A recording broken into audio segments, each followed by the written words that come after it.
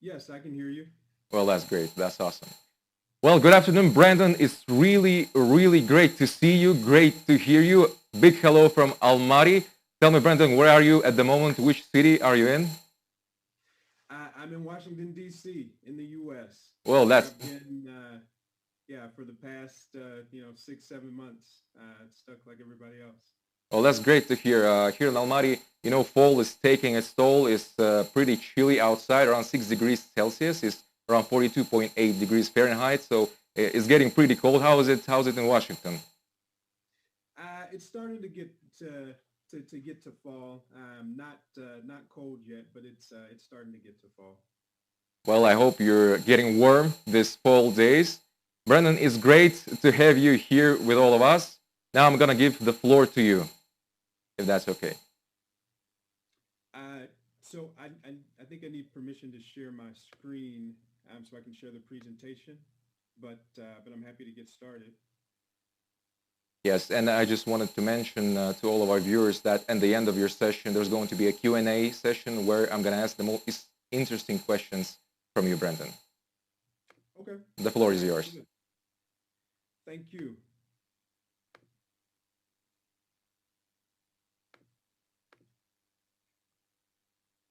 All right, I'm Bрэндон Andrews. I'm excited to be back at Go Viral. Excited to kick off Go Viral 2020. Rethink, redesign, reconnect. If there's been any year there where we needed to rethink, redesign, and reconnect, it's definitely been 2020 because 2020 has been a year of disruption. Today we're going to talk about disruption, the principles of disruption, and how you can use those principles to solve problems at home, at your home office, and of course, in the business world, whether you're working in a company or starting one of your own. Before we get kicked off,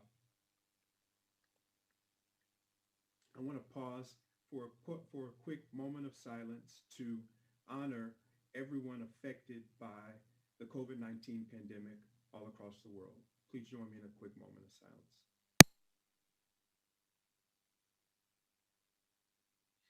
Thank you. So I'm back at Go Viral. I haven't been to Go Viral as a speaker since 2018, but I, of course, tuned in to Go Viral and loved the programming last year. For those of you who have tuned in to my talks at Go Viral sessions in the past, you know how this works. Text me to talk business. Text me throughout the session to keep up with me. And of course, use the hashtag GoViralCA to join the conversation online. Or if you're on Zoom, you can drop questions into the chat.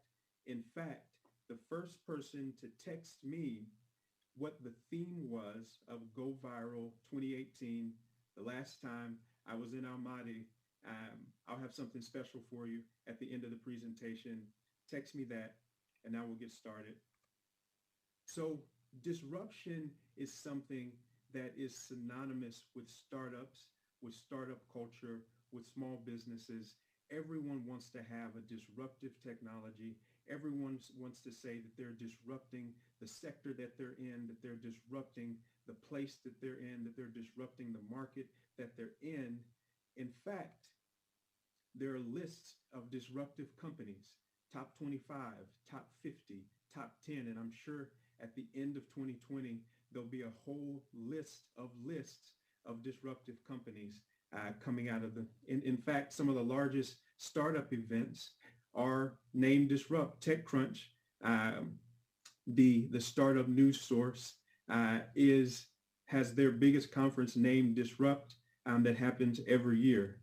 You have folks like Guy Kawasaki, who is a luminary in the startup community and the business community, who release content talking about the rules for building a disruptive technology, the rules for building something that's disruptive. To be disruptive is certainly to be part of startup culture. Now, I want to know, what's your definition of disruption? How do you think disruption applies to startups and to small businesses? Use the hashtag GoViralCA to share, or drop it in the chat if you're on the Zoom link. And of course, you can always text me what you think as well. So here's the textbook definition of disruption. Disruption is a forcible separation or division into parts. It can describe something that's disrupted, i.e. a disrupted state, or in business, it's a radical change in an industry, business strategy, especially involving the introduction of a new product or service that creates a new market. When something disrupts, when something is disruptive, it forces division and it creates new markets and potentially new opportunities. We're going to talk about something that was disrupted. Years ago, people used lamps like these, oil burning lamps, kerosene burning lamps to light their homes, to light the offices. They even carried them with them to light things. But this technology, this platform was disrupted by the light bulb. The light bulb allowed people to stop using oil, stop using kerosene and other flammable liquids to provide light, and allowed people to use electricity to provide light in spaces, which was much safer and often and eventually less expensive. Now we have these LED lights that are disrupting or have disrupted the filament technology used in light bulbs. The LED lights burn longer. They're also safer because most of them are shatterproof, and they're much less expensive. So to be disruptive, something isn't just replacing. It's not just another option. It's a better option, and very often an option that is sold at a lower price. When you have something that's better quality and at a lower price, it immediately pushes out the old technology or the old platform or the old way of doing things or the old way of thinking, and pushes forward a new disruptive technology. We saw that in the evolution from kerosene to filament light bulbs to LED lights. We saw that in the evolution of calculators to computers, to mainframes, to mini computers, to personal computers, and now to smartphones that have the processing power, that have more processing power than many of the big mainframes did when they were first created. We saw that in the automotive industry with the Model T Ford car being better and also less expensive than the other automotive options that were out there were available at the time. That was a disruptive technology. We also see disruptive ideas. The way in which people view the world, the way in which people view crises, the way in which people view things are also disruptive as well. We've seen that throughout history, and we're seeing it today too. So now I'd love for you to again use the hashtag #GoViralCA, or drop it in the Zoom or text me. What's your favorite disruptive innovation? What's the favorite technology that you have as you think about things that you use day to day? What's the favorite disruptive technology or platform that you've seen?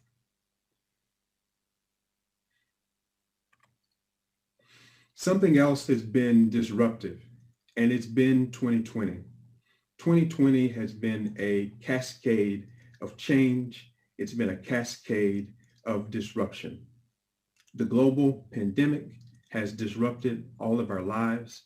It has changed the way we approach things, changed the way we dress. It's changed the way we think. It's changed the way we do work. It's changed the way we communicate with each other. It's changed the way we connect with each other. All of those things have been disruptive, and 2020 meets the definition of disruption. But 2020 also brings to mind a question. What happens when the disruptors get disrupted. So small businesses community, the startup community, innovative thinkers have all talked about disruption for years, for decades now. Disruption is the standard. Disruption is what you want as a startup. Disruption is what you want to be able to tell an investor that you're doing. Disruption is, as an investor, what you want to be able to invest in, because that's where you'll get the biggest potential returns, because not only is this a better product, but this product has created a new market. But now in 2020, we're in a situation where the disruptors, the people that are innovative, the people that have been pushing this disruptive thought process for years are now being disrupted. What happens? Let's take a look at it. So we've seen businesses close in the United States, in Kazakhstan, in Central Asia, and around the world. Millions of businesses have closed due to this incredible disruption in 2020. Now, some of those businesses may have closed anyway because they were in the process of being disrupted. Some retail businesses may have been on the way out because of mobile options to be able to buy things, digital options, e-commerce, the ability to be able to purchase things wherever and get them delivered quickly. Other businesses were pushed out because now you don't have offices, people working in offices. You don't have the lunchtime rush of people not only buying food, but also potentially buying clothing and other goods. Other businesses have closed because people aren't, for example, renting cars in the way that they were in the past. People have changed behaviors, and this has disrupted markets and caused businesses to close, which is one of the effects of disruption. And so for some businesses, whether they were established businesses or startup businesses, being disrupted, being in this environment of disruption in 2020 has actually caused them to go the way of the kerosene lamp. Other businesses have pivoted, and we see this happening all the time with startups. For example, as an innovative company or a nonprofit organization, as an innovative organization, you're always trying to go through this cycle of pushing something out, getting a response from your customers or constituents, applying what you've learned, and then pushing it out again. And at the point at which your customers or constituents or your audience says, this isn't what we want, you pivot.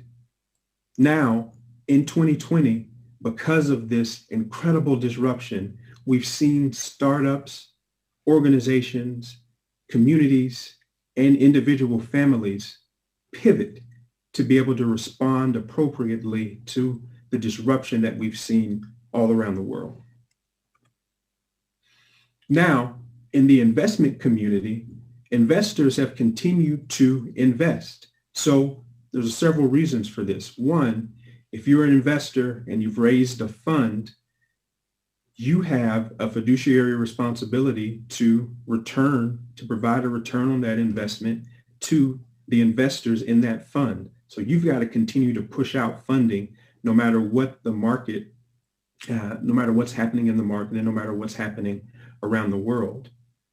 Also, people are investing in solutions to problems that have arisen because of the pandemic, because of the crisis that we've seen over the past year in all across the world.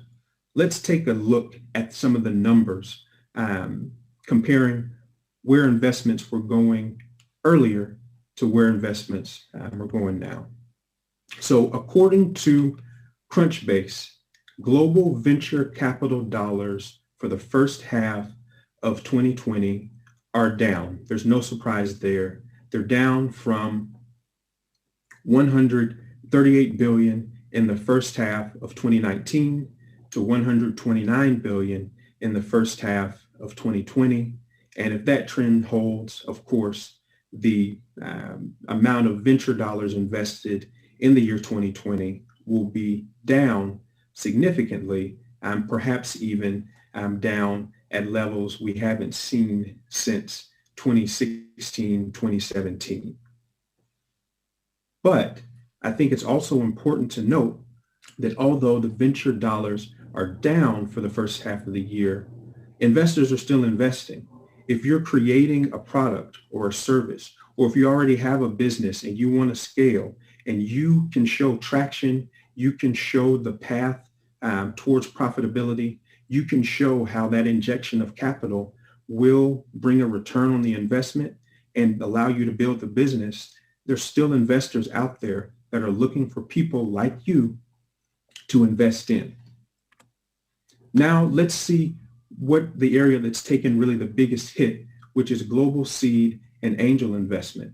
Again, looking at the first 2 quarters of 2020, according to Crunchbase, global seed investing and angel investing is down about 20%, a pretty precipitous drop from last year and a really significant drop when you look at the previous few years as well. Now, what's seed and angel investing and how does that differ from venture? So venture is for businesses that are a little bit more established. And so that makes sense that venture capital has fallen off a little bit, but not quite as much because seed and angel investing is always riskier. Seed capital is giving you that first it's potentially giving you that injection of capital to be able to get your product market fit and to start scaling the business.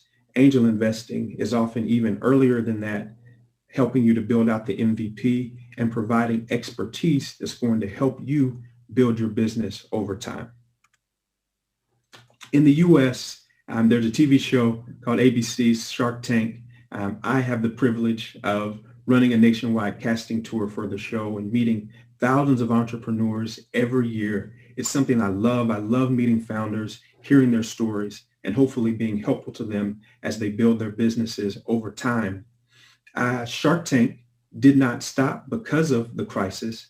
Shark Tank didn't stop because of the disruption.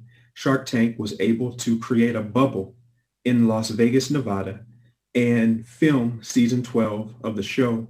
The new episodes will come out October 16th. I hope you tune in. The investors, the individual sharks on the show are still investing. And so again, whether you have a new business, a new idea, or you have an established business that you want to grow over time, there's still funding out there for you, not just in the US, not just for Shark Tank, but also we've seen local investments and businesses growing in Kazakhstan.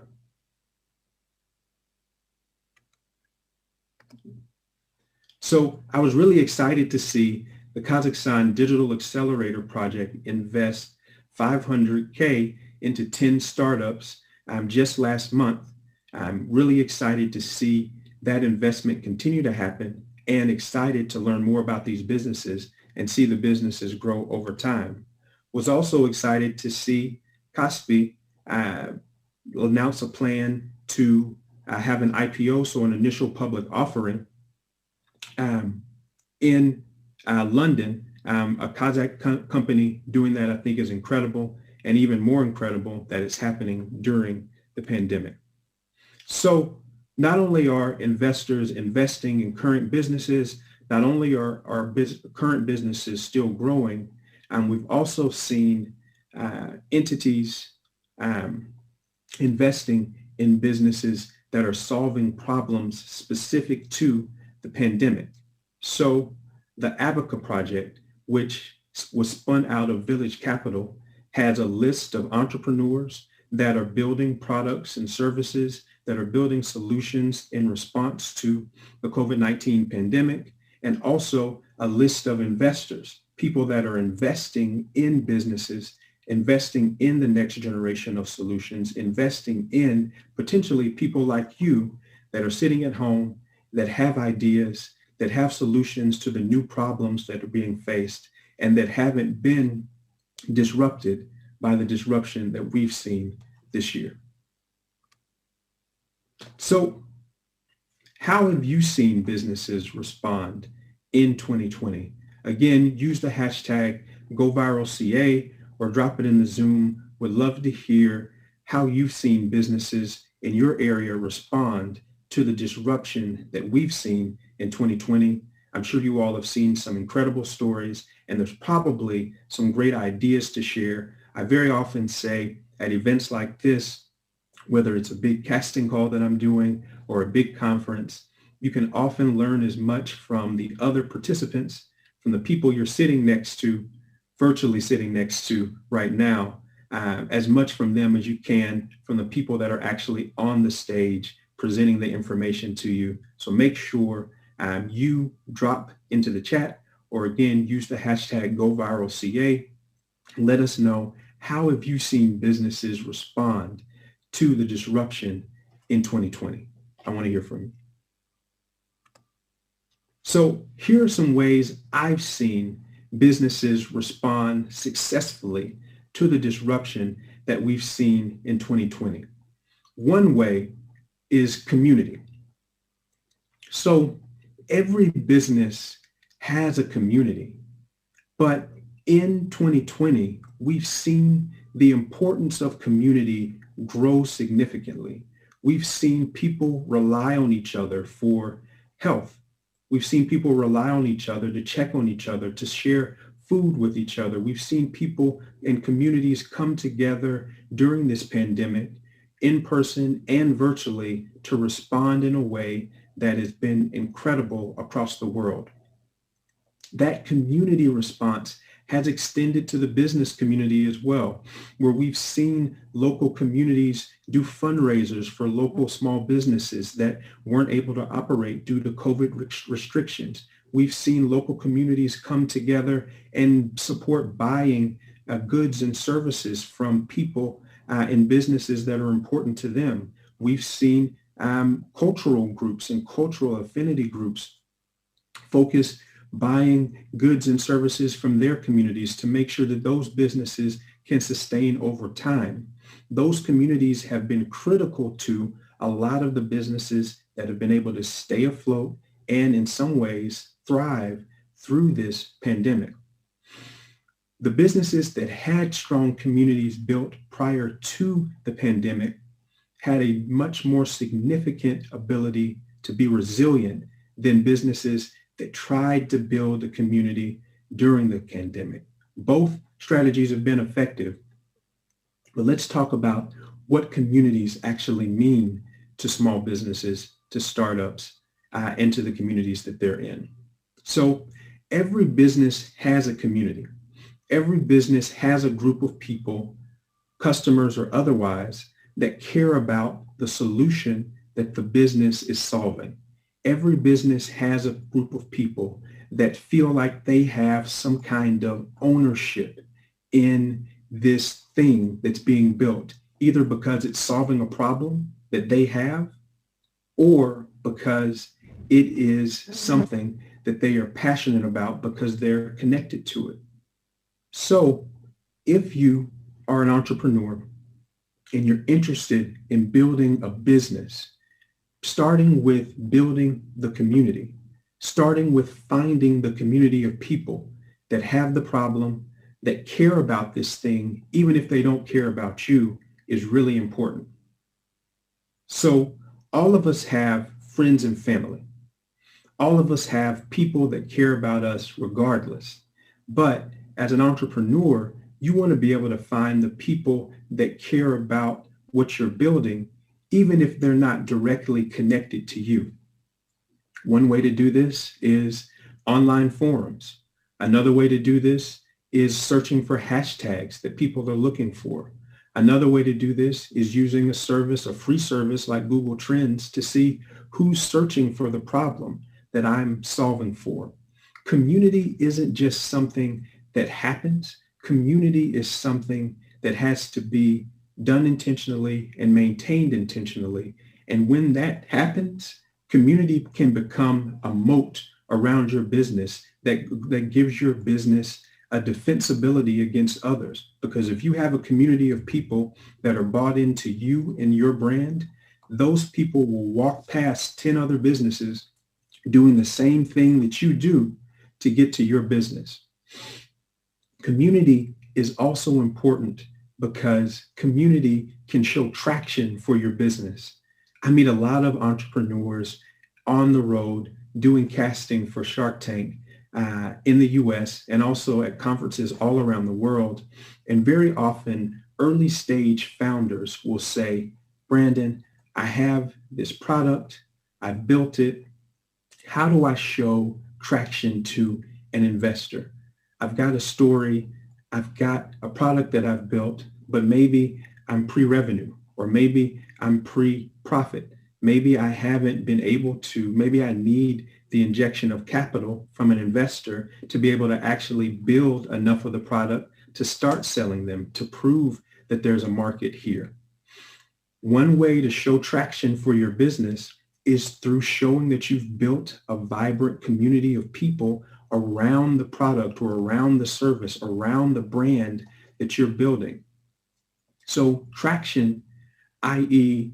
showing the progress that the business has made towards profitability to date, that can come out in a lot of different ways. Traction can be intellectual property. So have you invented something? Traction can be sales.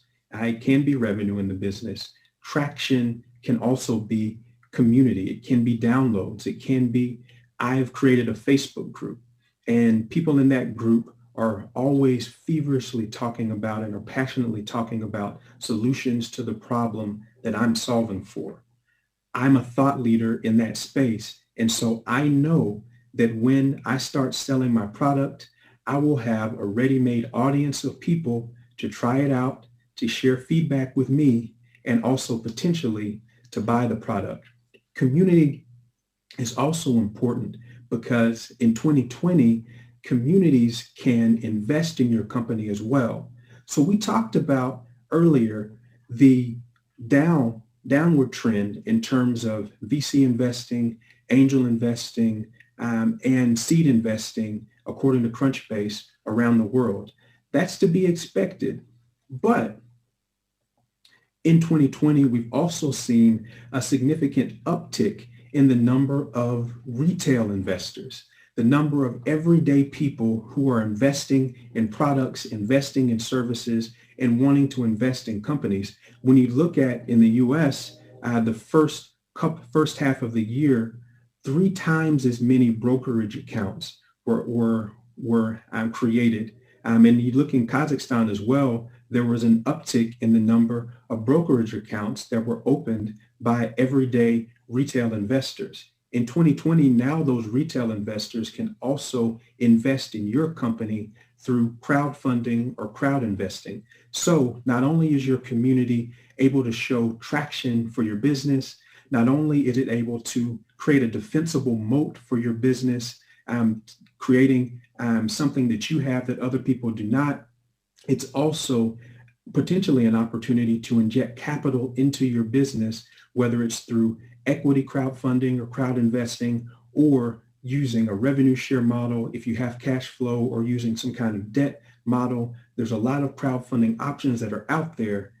All of these things can be incredible bonuses for your business, but it all starts with being intentional about building a community. For my company, Gauge, it's a mobile market research platform that I'm co-founder of. We have a community of influencers and consumers sharing feedback, sharing their thoughts with brands all across the world.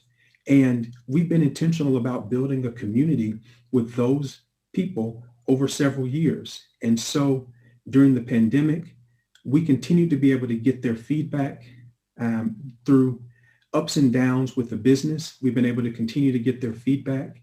Every business has a tech issue every once in a while, but you know what? If you're intentional about building a community of people, building relationships with those people, you're going to be able to weather the storm of any bugs or any issues that come up with the business, because you built a community and they're invested through equity or through their own passion in the business success and eventually your success as well.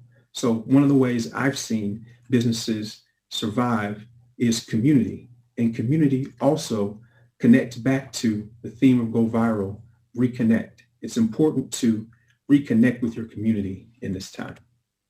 Crisis is another way that I've seen entrepreneurs, small businesses, and organizations respond appropriately during this time. So if you're an entrepreneur, there's always some kind of crisis. Usually the crisis is internal though. So your manufacturer didn't create a product in the way that it was supposed to be created. You're looking for funding and you don't have enough runway to get to the next milestone. Whatever the crisis might be, entrepreneurs have the ability to respond to those crises appropriately. And as an entrepreneur, you have the ability to take those crisis-solving skills, those problem-solving skills that you usually apply to internal crises and use them to now respond to this big external crisis of the pandemic. The pandemic is disruptive, but as entrepreneurs, we're used to disruption. We're used to changes happening. Life is a never-ending cycle of change. Change is to be expected, and entrepreneurs have the skills from running their businesses day to day, from ideation all the way to whatever maturity point you're at for the business. Those skills are going to be important in responding, and the businesses that have been able to, again, respond appropriately and stay afloat, I think, have been able to use those crisis skills. And that connects to the rethink theme of Go Viral 2020. Disruption. So the entrepreneurs that I've seen have also not only seen disruption and embraced it, but they've used disruption to disrupt the situation that they were in. For some entrepreneurs, that's pivoting. So going from doing in-person sales to doing e-commerce sales. For other entrepreneurs, that's pivoting to solve a problem specific to the COVID-19 pandemic. These entrepreneurs are redesigning, connecting to the Go Viral 2020 theme, the way that they are thinking, redesigning the way they're approaching their businesses, redesigning the way they're doing business in 2020. And they're not only responding to the disruption, they're embracing it and using the principles of disruption to be able to solve problems. Now, that's for current entrepreneurs. And we mentioned earlier that unfortunately, millions of businesses across the world have closed because of the disruptive environment in 2020. So having businesses pivot and maintain isn't enough. We need new businesses. We need new problems solved. We need new solutions to problems that we've seen all around the world. And I know that people like you are equipped to solve those problems. So if you're at home, you can use the principles of disruption to shake up how you engage with your family, to shake up how you plan for your family, to shake up things that you're doing with your family day to day. Use the principles of disruption, again, reconnecting to your community, internally in your family, re-engaging with that community, responding to crisis, using your skills to solve those problems, and then also disrupting whenever you see a wall, break through it. At the home office, you can use the principles of disruption to reconnect with your office community, with your professional community. It's important to stay engaged during this time. It's not always the easiest thing to do, but making that effort is important. You can also respond by applying the principles of disruption, saying, how can we think about this differently in the office? How can we do this thing differently in the office today? And can I be an intrapreneur? Is there something new that I can develop within this new office setting that'll be helpful to the company that I'm working in if I don't have my own business? And now let's talk about what I mentioned previously, your ability to be able to solve problems on your own, your ability to be able to create solutions to this new set of problems that we have stemming from the disruption that we've seen in 2020. Here's what I want you to do. I want you to join me in going through your week. Write down all the problems you encounter. So Monday through Sunday, write down everything that annoys you. Write down everything that bothers you. Write down everything that you wish was a little bit different on a sheet of paper every day. Do that. On Sunday, come up with a solution for each one of those problems. Come up with a way you're going to disrupt those problems that you've seen. Come up with a solution for each one of those problems. Then rank the solutions. So you know what resources you have available. You know what you're most passionate about. So take the solutions that you've created and order them 1 through 5, 1 through 10, 1 through 20. Order and rank the solutions based on what you think your ability is and your interest is in solving that problem. Next, you want to find a community. I mentioned the importance of communities to building businesses a couple minutes ago. Find a community that already has that problem, that's talking about finding a solution to that problem. Connect with that community. And if you can't find a community, then create one. And again, it's easy to create a community. It can be a Facebook group. It can be Slack. It can be Discord. Whatever form you use, Reddit, create that community, find it if you can. And if you can't find it, then create it. And then build what that community needs. Take the solution that you've come up with and start talking to that community. And then once you've talked to the community, apply what you've learned to the solution and then build that solution, modify the solution, and build what that community needs. So one quick way that I mentioned earlier to connect with communities around the world that are searching for a solution to the problem that you're solving is by using Google Trends. You can literally go here and enter a search term, enter whatever topic you might want to enter, and you can find out where people are searching for those problems, and you can get a limited demographic profile on those people. You can find out where they are, you can find out who they are, and you can also find out what other things they're searching for to help you figure out search terms for potential ads and marketing for your business.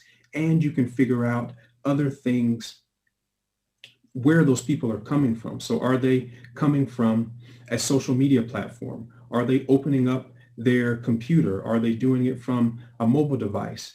All of those things will help you build the profile of the community that you're looking for.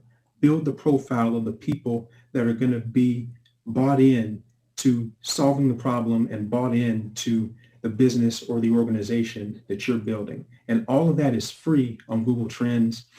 In 2020, especially, people will Google something before they'll call a doctor. People will Google something before they call a lawyer. People will Google something before they call an accountant. People will Google something first. And that means Google is an incredible treasure trove of data that you can use to identify a community and build a business, even though the world has been disrupted.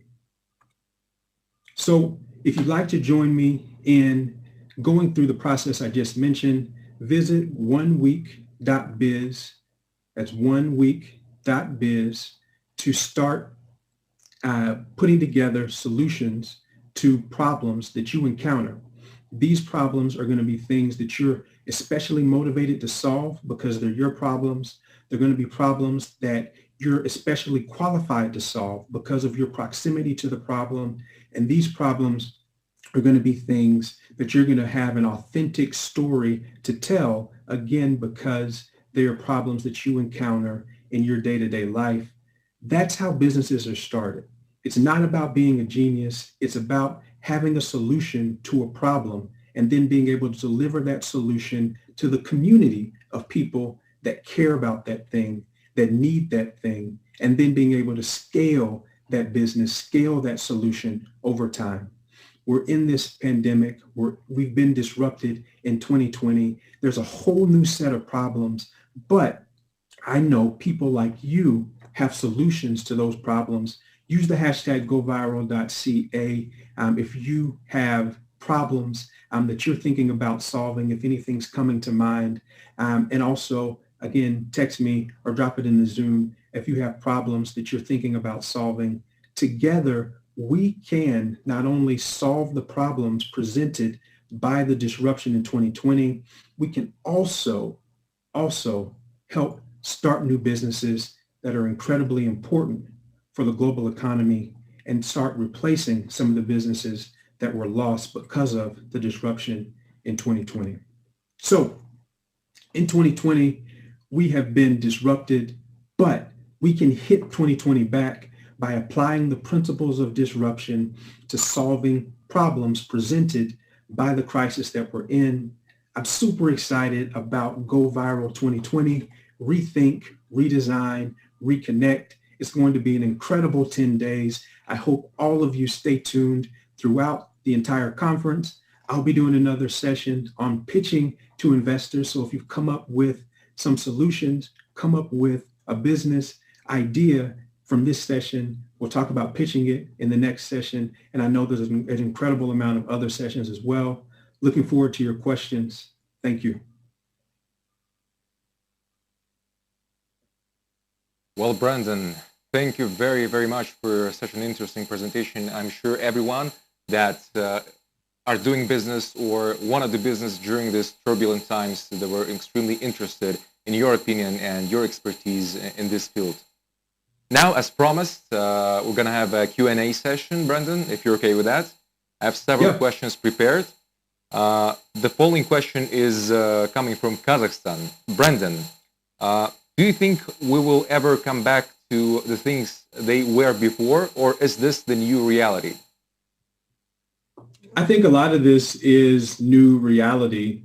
I think when you look at some of the market trends, I mentioned this during the talk, when you look at retail businesses, kind of brick and mortar businesses, when you look at office space, those kinds of things, I think a lot of that stuff may not come back just because we have created new habits for people. I think there'll always be some of those things because you always have a spectrum in terms of adoption of new platforms or new ways of doing things. You're always going to have a certain amount of people that want to go to the office. You're always going to have a certain amount of people that want to buy things in person. But that percentage, I think, is going to drop much more precipitously than it would have otherwise. And so it's prudent to, I think, plan for this change, a lot of this change being permanent versus it going, back to where it was before. Great. Then I have a follow-up question connected to that question. This person from Kazakhstan asks, well, how can you prepare yourself in advance for the change in reality, in any change? Yeah. I think to, again, echo what I said previously, building that community and tapping into it will be helpful. One. Two, as you think about your life, whether you're a startup founder and you have a business, or you're an individual, or you have a nonprofit organization, whatever it may be, always remember life is a never-ending cycle of change. There's always going to be changes. There's always going to be things that are going to be different than what they were in the past. And you can't assume that things are going to stay the same. And so I think being in that posture, and sometimes it's difficult to do because all of us like to be comfortable. All of us like to kind of have the routine that we enjoy, but we always have to plan for contingencies. And so a lot of businesses didn't have a contingency plan. And I think those businesses got hit hard in addition to those that didn't, have communities around them. Okay. There's the next question. One of the minuses of the new reality is the lack of human contact. Do you feel it, and how do you cope with it? Yeah, I would love to be at Almaty right now. I would, I would love to, be going to dinner tonight after the conference, having some Bish Barmak. But that's not the reality that we're in, unfortunately. I think the reconnect piece of the go viral theme for this year is really, really important because virtual connections, yes, you can open up a phone or open up a tablet or a laptop and connect with someone, but ask yourself, am I going through the motions here, or am I actually having a conversation? Am I turning other things off and actually connecting and focusing with this person? And so I think for us, we have to be as intentional about the personal connections that we're making and connecting with friends and family and turning other things off, the TV and phone and other things off when we're connecting with people. Just like you need to get into a focused space when you're working on your business, you need to be in a focused space when you're connecting with other people. It's so important because we can't do it in person now. Thank you. Another question coming from Kazakhstan is, during the pandemic, delivery services, especially food delivery services, became very popular, but analytics think that this is not a temporary thing. What do you think? Should the person begin business in delivery, or should they look another way? Well, I think delivery in general is a really capital intensive business opportunity. So if you're talking about global delivery like FedEx, or even if you're talking about doing local delivery in multiple places, it's a really capital intensive business. If I were thinking about doing delivery, I would make it hyper focused, community focused, honestly. So I would look at last mile delivery services. So delivery services that help you get whatever package you've ordered from Amazon or from Target or from Walmart or wherever, getting it from the retailer to the actual person's home, to the actual person's office, to the actual person's door. So that last mile piece is something that hasn't been figured out really well, but there's a lot of opportunity for innovation there. And it's also not something that'll be as resource and capital intensive as trying to, put together the next global delivery service. And who knows, if you put together a great last mile delivery service in a local area, you can always scale that last mile service and go big from there. Yeah. Okay. Thank you very much for answering that question. Here's another question coming from Kazakhstan. How do you think the portrait of an ideal employee changed during this year? Did any skill sets come up that are now a must-have for anyone looking for a job? Yeah, I think what you need to do is a lot of job applications, a lot of job descriptions for years have had self-motivated in the job description. We're looking for somebody that's a self-starter, somebody that can, work without a lot of direction, those kinds of things.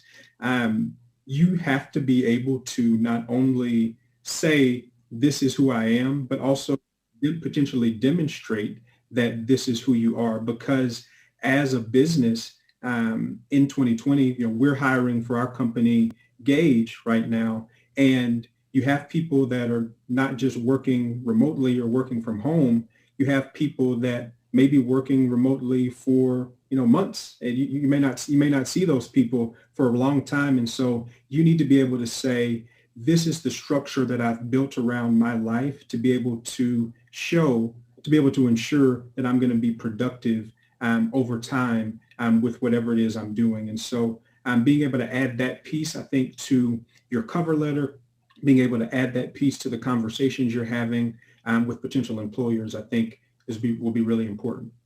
But that doesn't mean that, a skill set that was a must-have a year ago should go away. It means that you should work on that. You should, add up to the things you can do.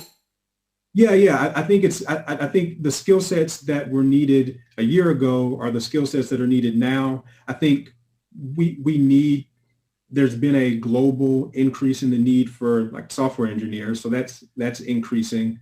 But the more important piece is, how can you ensure that you're going to get the work done without being in a traditional work environment? with having more flexibility, how can you make sure that you're going to be productive? And not everyone, that doesn't come naturally to everyone. Maybe it doesn't come naturally to a lot of people. And so I think as an employer, that's something that's really important. Bрэндon, did you get used to this daily or weekly Zoom meetings and, Skype meetings and all this online formats? Do you think they're more, better than the usual way? Or are you always, finding yourself more comfortable speaking to in person? Yeah, it just kind of depends on the people that you're connected with. I think for something like this, one of the benefits of conferences is being able to connect with a lot of people and kind of feed off their energy and learn together. And so I think things like this, it'd be great to be able to do it in person, but we do have these platforms that allow us to continue to stay connected. And so something is better than nothing in that regard. I actually did a lot of virtual meetings prior to the pandemic, so I've kind of been accustomed to it. But I do think that some things ultimately, just because people are relational, some things are just better done in person if you can. But there are ways that you can build your Zoom meetings. There are ways that you can build your virtual events. I think Go Viral's done a great job building this event, but there's things that you can do to make sure that the work that to make sure that the connections that you're making are actually genuine and that you're actually getting things done. Okay, thank you. Well, here's another question from Kazakhstan. Do you think the pandemic will increase the speed of certain professions' death? And which ones do you think are going to die faster due to the pandemics? And will the new professions arise faster in faster rate due to the circumstances we've all been in for the past year? So yeah, I think some of the things we've seen, again, some of the office spaces and some of the other things that we've seen go down in terms of use during the pandemic. Some of those things aren't going to come back in the same way. I think, as I mentioned during the talk, there's a new set of problems that have arisen. Some of those, the things in the healthcare space are going to get the most attention because COVID-19, of course, is a health-specific, global crisis. However, there's a large number of wraparound services and other pieces to pandemic response that are problems that are going to need solutions. And yes, the short answer is yes. I think the death of things like in-person retail, et cetera, is certainly going to be sped up, but not go away. So it's not going to go away at all if you have a brand in that space. And I think we're certainly accelerating towards needing more people that can project manage, that can manage people virtually, and more people that can build things virtually, because that's where we're going. And companies are going to see the efficiencies from that and want to continue it. Okay. Well, next question is also related. Like all of our questions are related to the to the pandemic. Yeah. It sounds like this. Did you personally get tired during the quarantine? Elaborate on this. Did you get tired of the internet? Did you get tired of the situation? Or is the internet the new most important thing for a business? So I usually travel quite a bit. And during the pandemic, I was kind of at home on my couch or, in my office chair, like everybody else. And I'm kind of content wherever I am. But whenever you are kind of stuck somewhere, you kind of start wanting to be able to connect with other people and see different places and all of that. So yeah, I got tired like everybody else. And that I think is a human thing. In terms of using the internet for business, yes, I think it's definitely here to stay. No, I don't think we'll see a point where things will be 100% virtual unless, there's, God forbid, another, pandemic or another virus or something that, doesn't allow us to get out. I don't think we're going to see that because we are relationship people. We are community people as human beings. And so I think it's really important for us to be able to connect in person. So it's never going to be 100% virtual, but certainly I think the much more significant use of virtual connection, connecting through the internet, doing business online, those things are certainly here to stay. And there's a lot of room to grow. I mean, for all of the fanfare about e-commerce, in the US at least, e-commerce has never been more than, about a quarter of actual retail sales in any given year. We'll see what it is this year, but certainly a lot of room to grow there still. Oh, thank you very much for answering that. Well, ultimately, do you think that online work or working from your home is more effective than being in office, for example?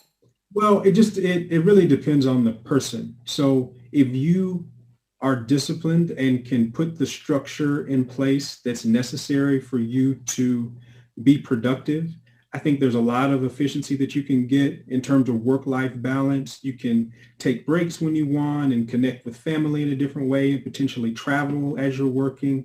But it all comes back to, are you actually producing?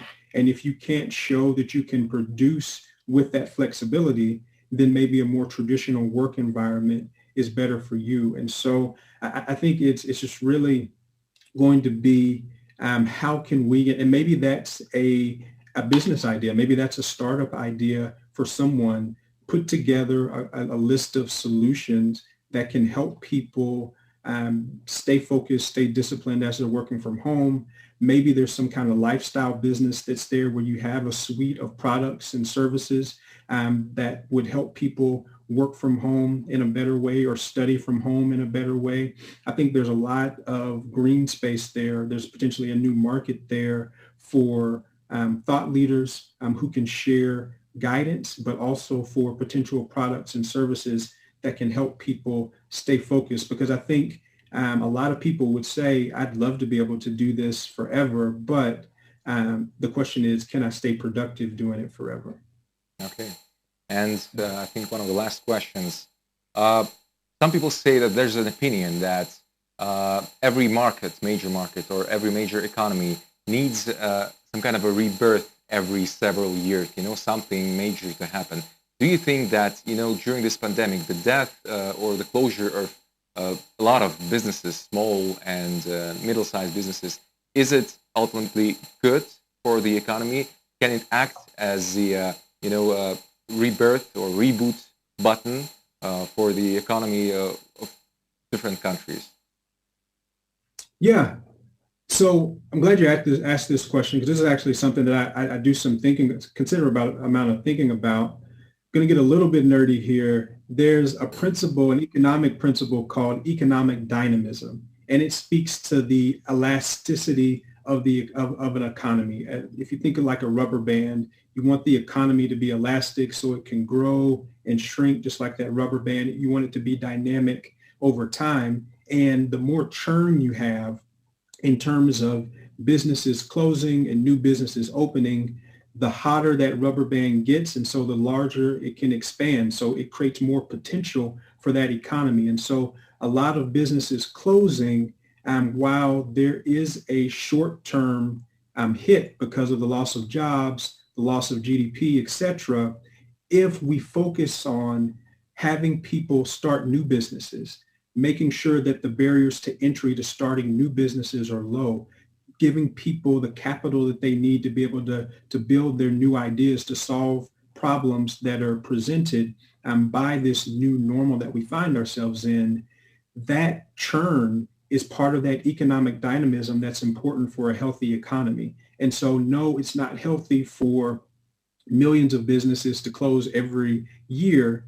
But if billions of businesses are closing and millions more are opening in response, opening with new solutions, opening and hiring, opening and raising capital, opening and keeping that economy churning, it can be very healthy. And so I think whether you are a local entrepreneur or an aspiring entrepreneur, whether you are a accelerator program, whether you are a government thinking about how can we respond in the best way to this pandemic and to all these businesses closing, I think you have to focus on what can we do to help more businesses open? What can we do to help people at home take their ideas and actually create businesses to begin to hire and grow over time? Because that's how you get a healthy economy. That's how you get an economic, dynamic economy, which will be helpful for everybody.